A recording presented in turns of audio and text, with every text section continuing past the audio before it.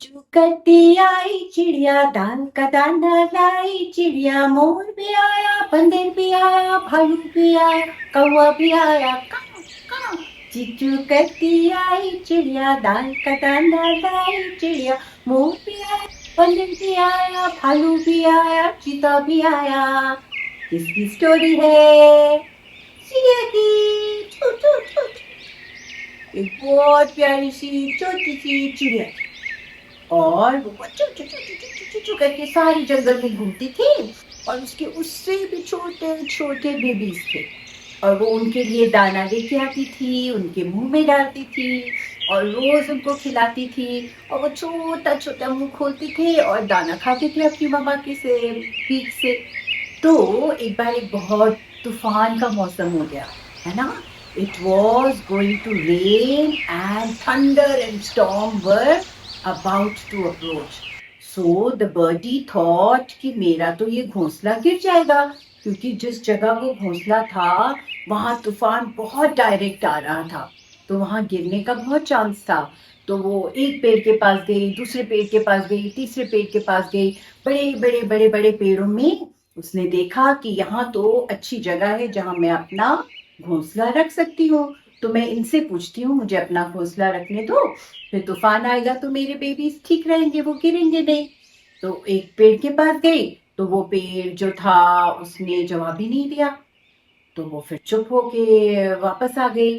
फिर दूसरे पेड़ के पास गई, उसने बोला, एक बड़ा सा पेड़ था और खूब सारे उसमें ट्रीज के ऊपर पत्ते थे, बहुत सारी ब्रांचेस थी। तो she thought this is a very safe place, let me talk to the tree and take permission कि मैं इसके ऊपर अपना घोंसला रख लूं।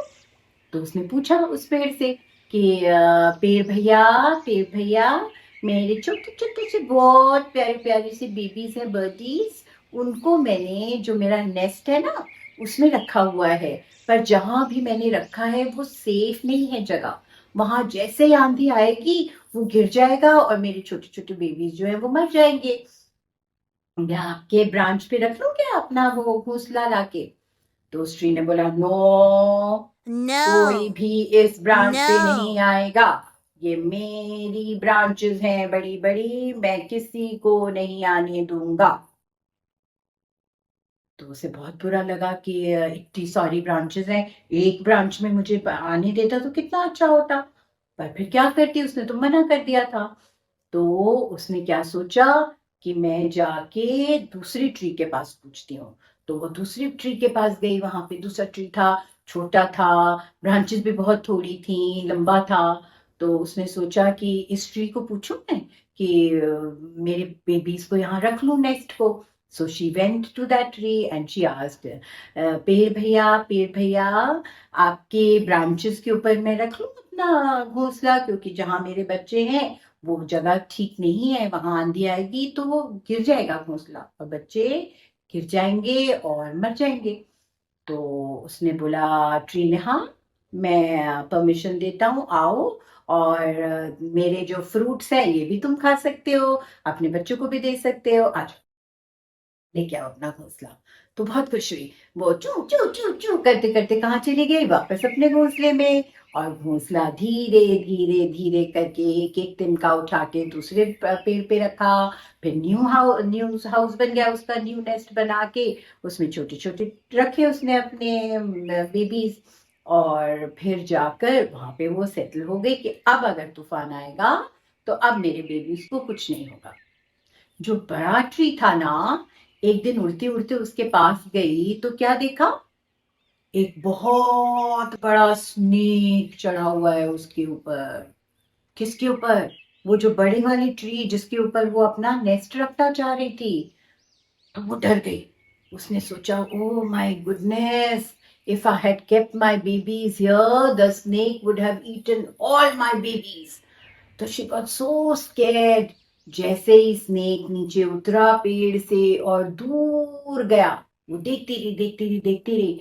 फिर उस पेड़ भैया के पास गई, उसने बोला, पेड़ भैया, आपने तो मुझे बचा लिया, अगर मैं यहाँ अपना नेस्ट रखती तो मेरे तो बेबीज को खा जाता वो सारा का सारा लंबा वाला स्नेक।